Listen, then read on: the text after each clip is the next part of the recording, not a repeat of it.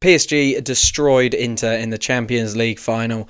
Arsenal have players who might be leaving, might be staying. We've got new contract talks in the works for multiple players. We're linked with ex-Man City stars again. It looks like one of our targets is already going to another club.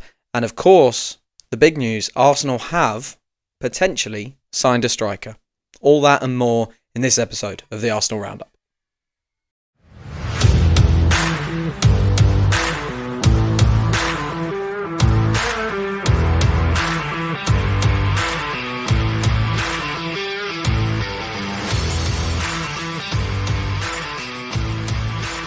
Hello and welcome back to another episode of Arsenal Unfiltered, your 3 times a week dose of Arsenal coverage with me, your host Mark. This, as I said at the start, is an episode of the Arsenal Roundup because it's not a match review podcast, obviously, because there's no matches. It's the summer. But it's also not quite a Transfers Unfiltered. We are going to be talking transfers, but I want to talk a little bit about that incredible Champions League final that we had the other night. PSG 5, Inter Milan 0. I will hold my hands up and say I didn't watch Inter versus Barcelona. I only get so much time to watch football during the week, and when that was going on, obviously Arsenal had games against PSG, and we had we had Premier League games. So I kind of focused my time on watching Arsenal. I didn't get to watch much of Inter Barcelona, which was a shame because it was a fantastic game. But I thought, having seen a bit of Barcelona earlier in the season, and then thinking, wow. Okay, if Inter can put this side out, they must be a decent outfit. They were no match for PSG, and I think all Arsenal fans will be tinged with a little bit of regret that we didn't get through against PSG because, I don't think they were massively are better. I don't think they were massively better than us. Of course, Mikel Arteta thinks we were better than them. I think that's a different quote and a different thing to discuss. I think PSG were fantastic in the tournament and were really good against us. I certainly think we did a better job against them than Inter did. I mean, Inter just fell apart, looked like they'd blown all their energy trying to win their league, and PSG battered them. I'm going to break that down because I think there's a lot of opinions flying around, and there's a lot of interesting takes, but I think we've got to look at this from an Arsenal lens, and I am going to come to that early and probably first. First of all, though, thank you for bearing with me. It's a very, very busy period of my life, so the podcasts maybe aren't coming out quite as regularly as you expect. I'm trying to pre-record stuff, get stuff out at the right time for everyone, and make sure I'm covering all the latest stuff. But what it does mean is bits and bobs are kind of coming out as and when, and I'm not recording, as soon as we get the Sesko news or as soon as we get news about a potential contract rumour and stuff like that. So I do apologise for that. And once I've got through the next few weeks, it will be back to a far more regular and kind of live podcasting schedule. This is a live episode, however, and we are going to be talking a little bit more about Thomas Partey, Leroy Sane, João Garcia, the young striker. It looks like we may have signed. I'm nervous. Igor Tijon. I'm going to go with that. Who it looks like we may have signed for our reserve team. And I'm going to talk Gabriel, Mars Lewis-Skelly and Ethan Nwaneri's contracts because I think there's a bit to go through there. But first of all, we need to talk about that Champions League final. PSG. Look, Rio Ferdinand said it. I think Gary Neville said something similar on his the overlap US thing. It's a victory for football. And I in one hand, I get what they mean. They're talking about the style. They're talking about not having this robotic style of football. And they've enjoyed watching PSG in the Champions League this season. And I'm the same. I've enjoyed watching them. I think they've become a superb team under Luis Enrique. And it's a fantastic story that they've won the Champions League final with a really young team. João Neves is young. Desiree Doué is young. That fellow who scored the 5th goal, can't remember his name. He's very, very young. I think he's 19. So that's obviously a fantastic thing for them, and it's fantastic that they've done it in the style that they've done it in a really attractive way. That's the biggest winning margin in a Champions League final ever. So really, really, really impressive. Can I say it's a victory for football? No. I mean, I think a lot of people have already got ahead of me on this and given their opinions. But this is essentially, I'm going to take the morals out of it, because I'm going to take politics and state ownership and all of that stuff out of it, because actually those in glass houses, right? I'm sure that our billionaire owners here at Arsenal are not exactly perfect. There are just some billionaire owners that we choose to look down on more than others. Of course, that is related to severity of stuff that they've done, but I just don't want to get into that discussion here. I'm not sure it adds any value. What I think this does show is you can just buy success, can't you? And I think a lot of the narrative has come from the fact that they got rid of Mbappe, they got rid of Messi. Well, they got rid of Messi. He left, and they got rid of Neymar. And people are kind of saying, "Oh, what a great response! They've done so well. They lost Messi last season. They lost Sergio Ramos last season. I think they lost Neymar last season as well to Al Hilal." That all happened in a season, and then they've turned it around in 24-25 and won the Champions League by playing without the superstars. It's quite the opposite. It's quite the opposite. They got rid of aging players. I guess you could say Mbappe is still very, very young, but they got rid of Messi because he was aging and it wasn't working. He wasn't happy in Paris. Neymar injured all the time. So this wasn't just about going, okay, we need to renew, we need to get rid of these guys and start again. There were other issues with those players that weren't working for PSG.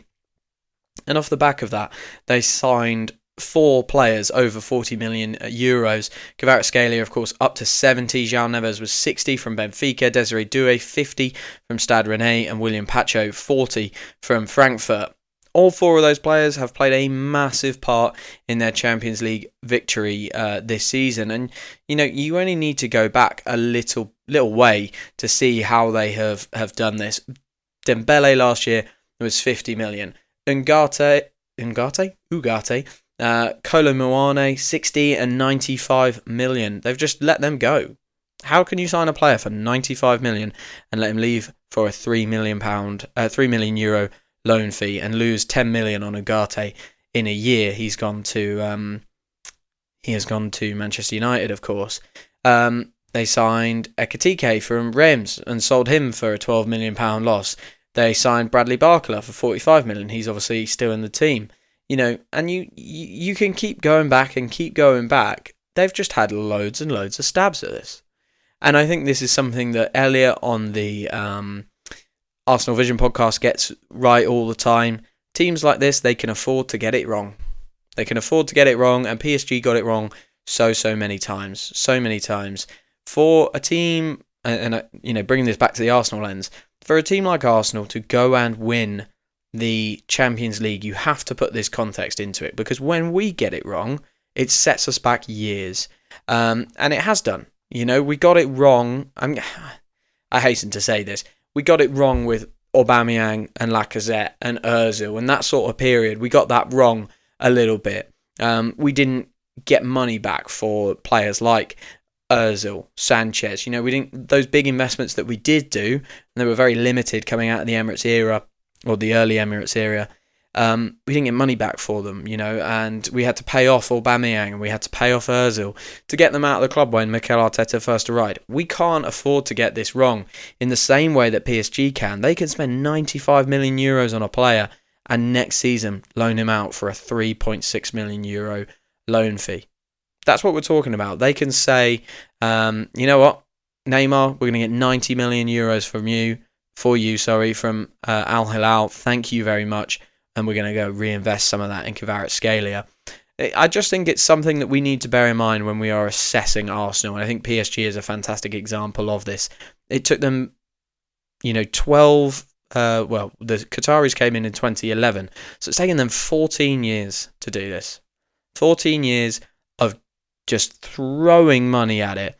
We've seen so many different versions of this team. We've seen the Messi, Neymar, and Mbappe version with Ramos and Donnarumma coming in. We've seen Icardi. We've seen when Keylor Navas came in. We've seen Mbappe, the first time Mbappe came in. We've seen Julian Draxler's version of this. We've seen Angel Di Maria. The list goes on and on and on. Right, I'm not going to go through every single player. Cavani, that's another one. they've gone through this time and time again and just thrown money at it and thrown money at it and thrown money at it.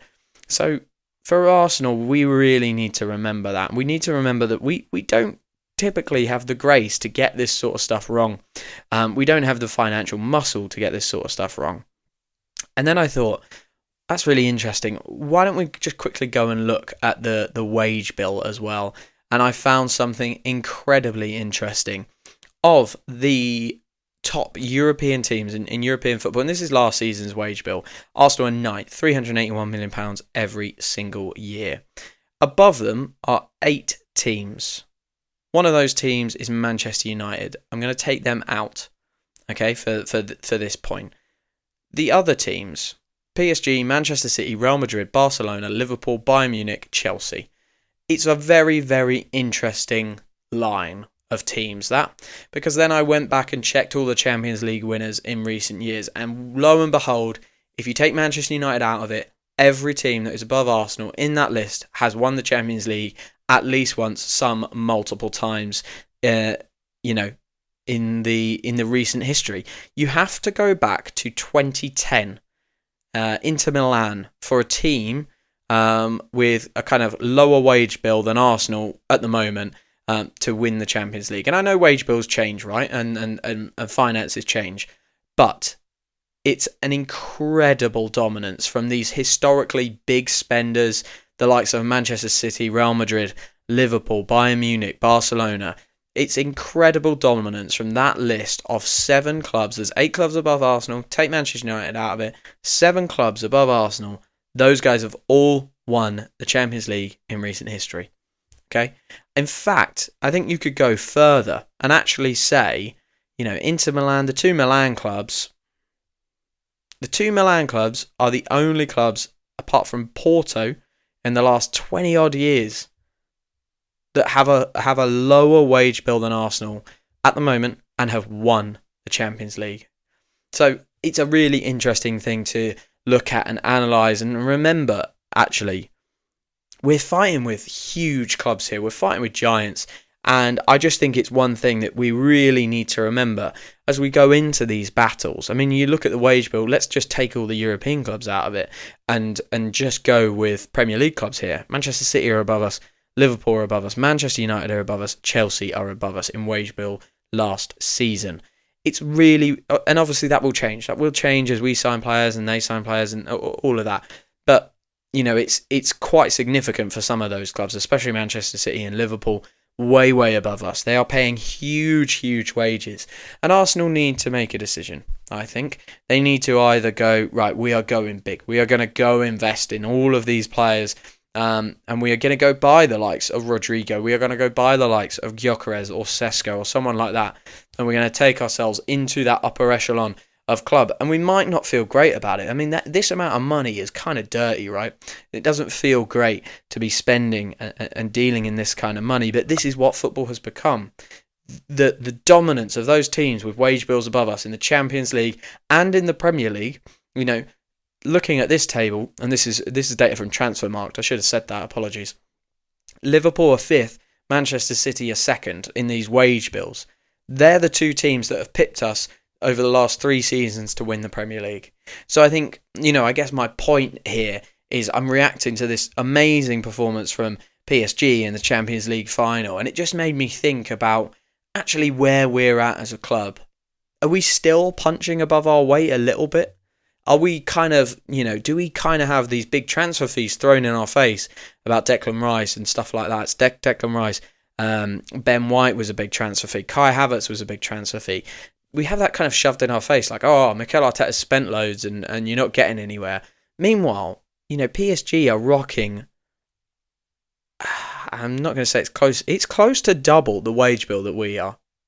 Like I say, caveat with it's last season, so it will have changed and all that jazz. They're rocking close to double. Close to double. I mean, it is incredible.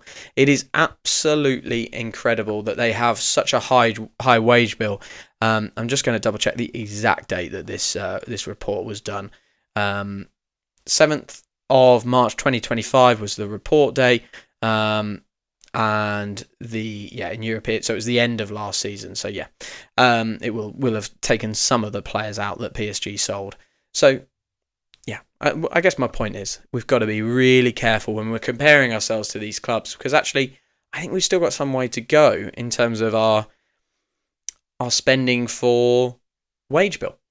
Our wage bill, which is so directly correlated with success in football, our wage bill is not at that level of these clubs that we are now competing with, Manchester City and Liverpool in the Premier League, and the likes of PSG, Real Madrid, Barcelona, Bayern Munich. Two of those teams have knocked us out of the Champions League in the last 2 seasons, right? Actually, that's incredible, isn't it? So many of those teams have broken our heart that are above us. PSG broke our heart. Bayern Munich broke our heart. Liverpool and Manchester City have both broken our heart. So, there's 8 teams above us, and they've caused us pain. I think we really need to remember that when we're assessing the season just gone and the season coming up, we need to remember that actually we've still got some way to go until we become a super club. And part of that is winning trophies.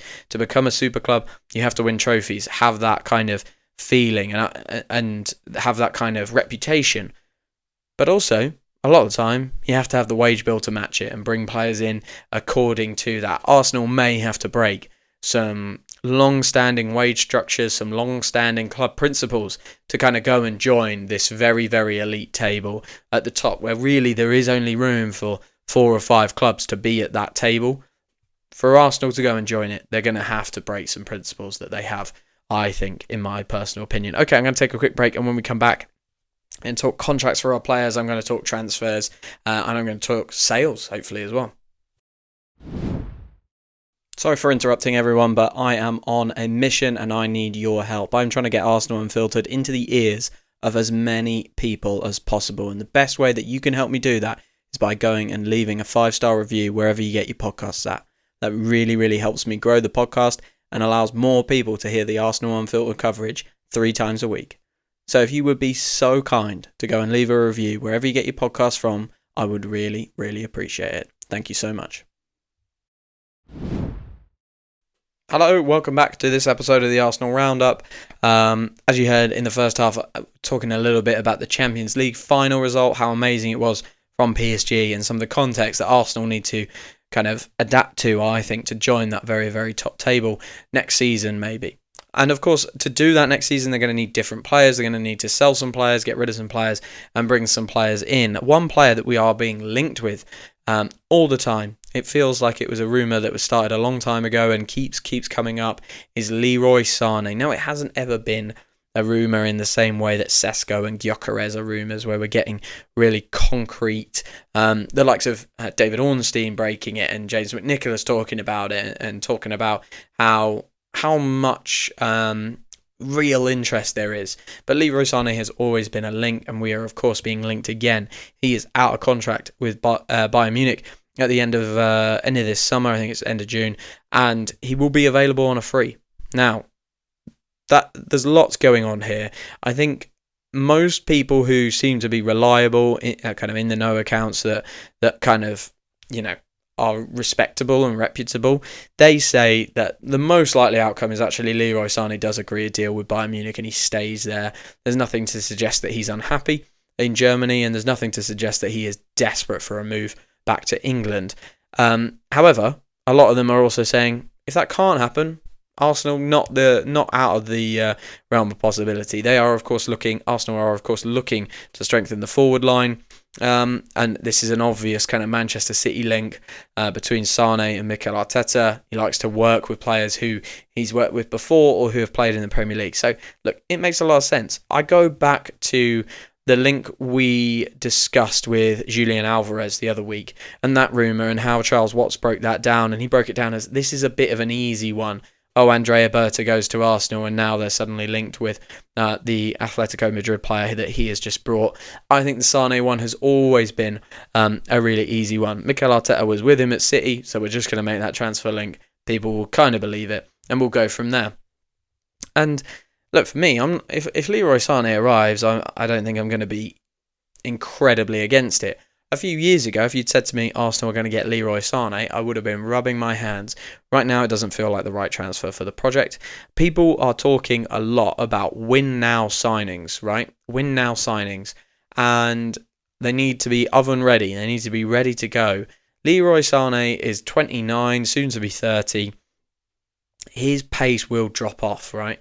And actually, for me, I don't think players at that kind of experience level, when the game is based around pace, they aren't oven ready, because actually they're going to be overcooked, for want of a better analogy, very, very soon. And Arsenal can't afford to be holding contracts for players. Leroy Sane's wage is going to be big, right? No matter what. Can't afford to be holding that contract for 2-3 seasons, when actually we might sign some players this year, win something, and want to kick on again next year, but we can't because we've got a Leroy Sane wage on. I'm just not keen on Arsenal signing players, especially in the wide positions and up front, who are older and maybe have less potential to develop. We have to win soon, I get that, but Manchester City and Liverpool and those other clubs that I've spoken about in the first half in the Champions League, they're going to keep advancing. And if we don't keep one eye on the ability to kind of keep advancing, keep going forward, we might win something next season by buying some players who will win now. But if we scupper ourselves for years to come, like we have done in the past with Socrates and players like that, which we should never have brought, Matthew Debussy, players like that. If we scupper ourselves with players like that now, how do we win it consistently? Because I don't want to see Arsenal win one Premier League and be done. I want to see Arsenal go and build a long-term thing. And this hasn't been something that Manchester City have ever really done. It hasn't been something that Liverpool have ever really done. And they have been the dominant forces for thick end of a decade now. So you've got to remember that I'm not sure that is a successful model. It's something Arsenal and Manchester United have done in the past, and it has never really worked. I'm against the Leroy Sane signing. It's not to say that I wouldn't support him if he arrived, but I'm not vibing with it. Let's go and get someone younger, better, with more potential to grow and expand.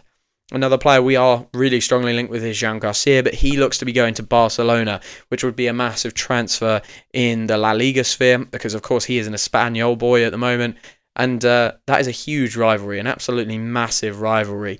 If he goes to Barcelona, there'll be tons and tons of interest there. Certainly from my side, I'll be really interested to see how he is kind of responded to when Barcelona and Espanyol play each other, but also, where does he fit in? Will he be the first choice? Will it be Ter Stegen? Will Szczesny keep his place? I don't know. There'll be a lot going on at Barcelona, so that is one that's very interesting to follow. I don't think Arsenal fans will be gutted about that. Spending 30 million euros on a backup goalkeeper never really seemed super attractive to many of us. I did speak previously about this kind of being, is it a future-proofing signing?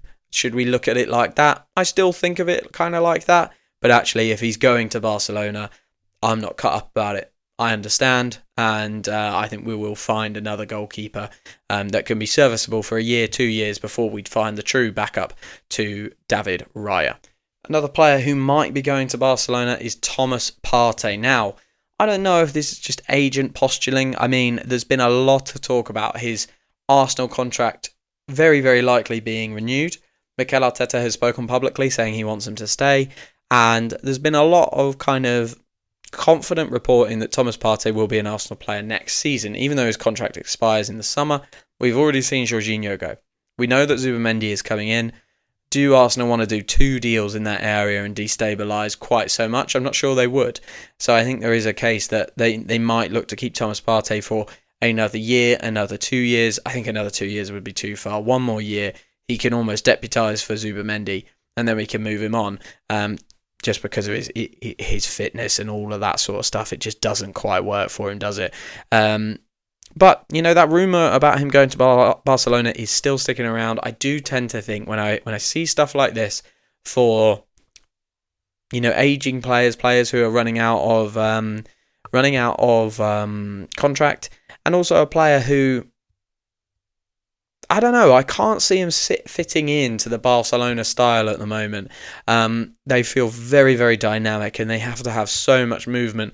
That's not Thomas Partey's strength, right?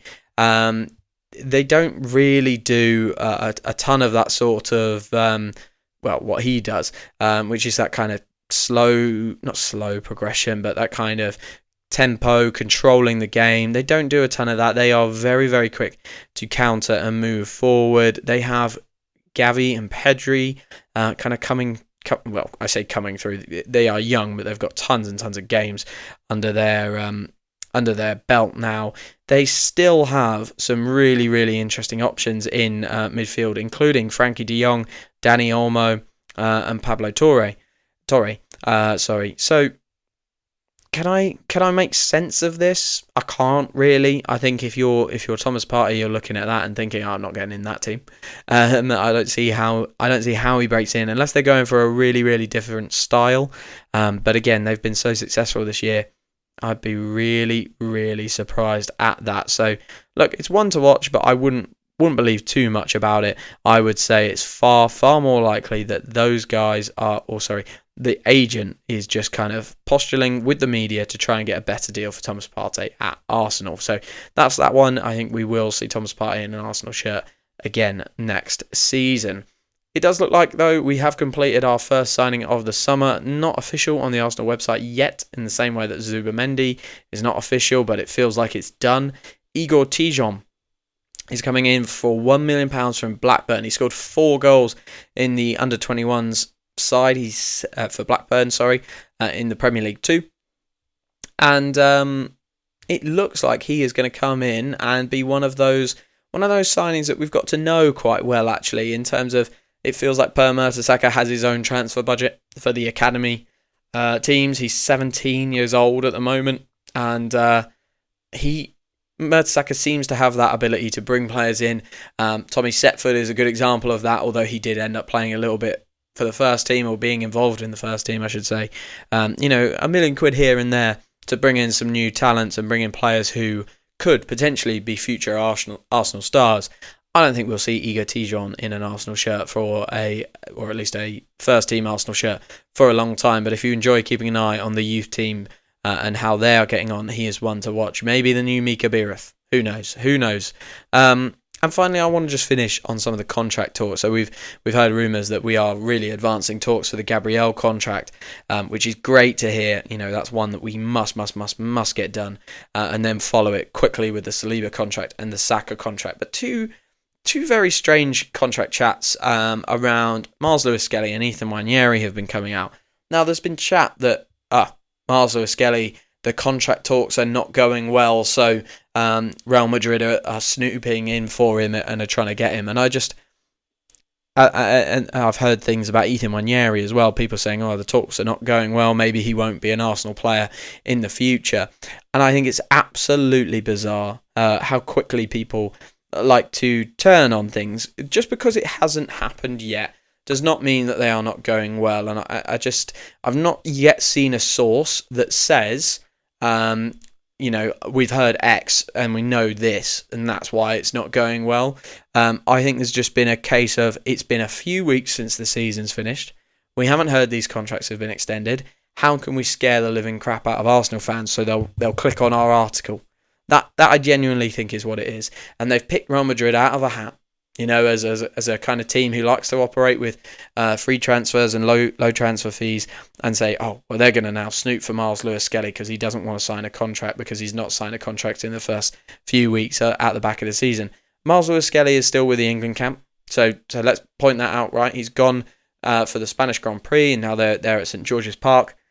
They are getting ready for the internationals. So he is there. He is enjoying himself. He is not going to be doing any negotiating. And he and his team are far too sensible to think that it's time at 18 years old and one half season, I should say, in the Arsenal first team, to be looking and going at playing at Real Madrid. Miles Lewis-Skelly is loved by Arsenal fans. He will not be loved at Real Madrid. So don't buy into this kind of sensationalist reporting. Sometimes I think we see radical stories like like this one. Miles Lewis-Skelly won't sign a new contract, so Real Madrid are snooping to get him on a free transfer. We see stuff like that, and it's almost so extreme that you think, wow, there must be some truth in it, because why would they not report that? But why would they report that? Sorry, that's exactly what they want from you. That is exactly what they want from you. So I've just got no interest in engaging with stuff like that. It's quite clearly set out to get clicks and to get Arsenal fans reading and then tweeting about it and worrying about it. I think there is no doubt that the Miles Lewis-Skelly and Ethan Nwaneri contract will be tied up at some point this summer. But I also don't think it is necessarily super high on Arsenal's agenda, because they have so much to do this summer. And I think they are relatively confident about those getting done. And I think it's the same reason why we're hearing about Gabriel's contract getting done. Because if I was Gabriel, I might be going, well, could I get one last big contract somewhere else? Could I go and play in a different country? He's 27 now, I think. Is this my last chance to move and go somewhere big? That's why we're hearing Gabriel before Saka, because I think they're just more confident about Bukayo Saka. He's a homegrown boy. I think that they will always be talking to their camp, and they'll probably be thinking, he wants to stay. He wants to stay. They're probably looking at Gabriel and thinking, there's more of a chance he would go. So let's get him sorted and done and out and off the table early doors. And I think it's such a similar story with Miles Lewis-Skelly and Ethan Nwaneri. They're very, very confident they will be Arsenal players for a very, very long time. So we're not going to see them going to St George's Park and talking to Miles Lewis-Skelly while he's away, because they don't feel they need to. Okay, guys, I think that is a kind of real sum up of where we're at recently, and a really interesting look at some of the financials for Champions League winners over recent years. And I've enjoyed doing that episode. Like I say, I'm going to try and do as many live ones as I can over the next few weeks, but it is very difficult. So please bear with me. I'll always tell you, if it's a pre-recorded podcast, you will hear that at the start. Please still, listen and enjoy them. They're really, really good. Talking a lot about last season and reviewing last season. That mini-series will be coming out soon. Like I said in the middle, guys, I'm trying to get Arsenal Unfiltered into the ears of as many Arsenal fans as possible. So if you could do me a massive favour and go and review the podcast, wherever you get your podcast from, go and leave a review. A 5-star review really, really helps me. Spread the word and spread the content. All that's left to say, guys, is thank you so much for following. Thank you for listening, and I will speak to you very, very soon.